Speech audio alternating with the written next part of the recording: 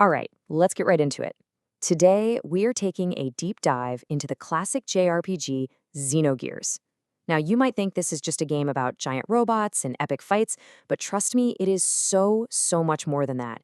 It's this incredible, complex story that just completely deconstructs faith, control, and what it even means to believe in a god. We're talking about a world where religion is everything, and it's hiding some seriously terrifying secrets. So, let's start with the question the game basically throws right in your face. What if the one thing you trusted, the system that was supposed to give your life meaning and guidance, what if its real job was just to control you? I mean, really think about that. This isn't just some random thought experiment. It is the absolute foundation of the world in Xenogears. To really wrap our heads around this, we have to start by looking at the big religious power in this world, an organization called the Ethos. And, on the surface, they look like the good guys.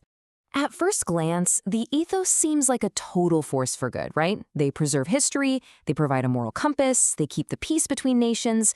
It's pretty much exactly what you'd want a guiding religious body to be doing. But, well, that's just the shiny exterior. You peel back just one layer, and you find out its true purpose is way darker. The ethos isn't there to guide you spiritually. Nope. It's a machine, a political machine, built for one thing: absolute control over everyone. And here's how they do it. It's actually genius in a pretty twisted way. See, they're not just preaching sermons. They are actively managing every aspect of society.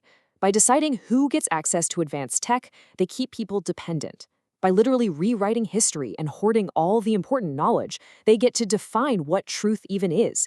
It's a perfect system for making sure nobody ever questions their place in the world. So, if the church is a sham, what about its God? This is where the story just flips the entire table and reveals the shocking truth at the heart of this whole manufactured faith. And boom, there it is. The God of this world, the being everyone worships, is called Deus. But Deus is not some divine creator from heavens. It's not an ancient spiritual entity. It is a planet-killing biological weapon built by humans. An entire civilization has been shaped, guided, and manipulated to serve the needs of a machine. And this is where the game just stops you in your tracks. Think about this for a second. The game is basically saying that belief can be completely, 100% separate from the truth. An entire world's faith, their culture, their whole history, it's all pointed at something totally fake. Power has literally disguised itself as divinity, and it worked. But here's the crazy thing. Xenogears doesn't just say, hey, all divinity is a lie. It actually introduces this fascinating counter-idea, that there is a genuine spiritual force in the universe, but it's hidden, trapped inside the very system that's controlling everyone. And this just lays it all out so perfectly. On one side, you've got Dios, the fake god, the artificial weapon that's worshipped by everyone, and its only goal is control. Then, on the other side, you have the wave existence. This is a real higher dimensional being, a true form of divinity. But is it worshipped? No. It's a prisoner, trapped inside Dios, and all it wants is to connect with people. So what's the big idea here? It's a huge one. In the world of Xenogears, organized religion isn't a bridge to the divine, it's a wall. It's a barrier that's actively hiding a deeper, more genuine spiritual truth from the very people who are searching for it. Okay, so if faith in the system is a trap, how in the world do you break free? Well, the game has an answer for that, and it has absolutely nothing to do with worship. It has everything to do with understanding. Our main character, Faye, is the key to this. His journey to save the world isn't about starting a new religion or finding a new god to pray to. It's a deeply personal, psychological battle. He has to dig up trauma from his past lives, bring together all these broken pieces of his own personality, and finally achieve the state of true self-knowledge, something the game calls gnosis.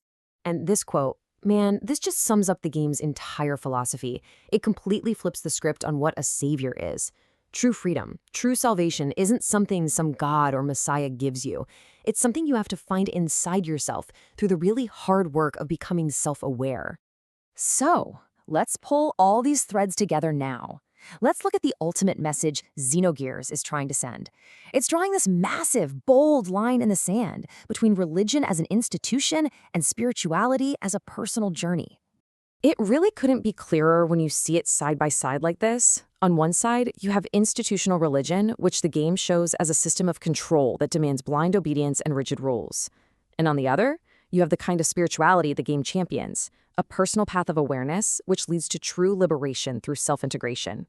And that's really the mic drop moment of the whole game. The entire story, the entire journey, isn't a quest to go find God. It's an investigation. It's about tearing down the walls of control, deconstructing the systems of belief, and finally finding the raw truth that's been buried under the very idea of God for centuries. Which really just leaves us with this one last thing to think about. Xenogears makes a really powerful argument here. It suggests that real freedom isn't found in believing what you're told, but in the tough, messy, sometimes painful process of understanding. Understanding the world, understanding the systems that run it, and most importantly, understanding yourself. A heavy thought to leave you with.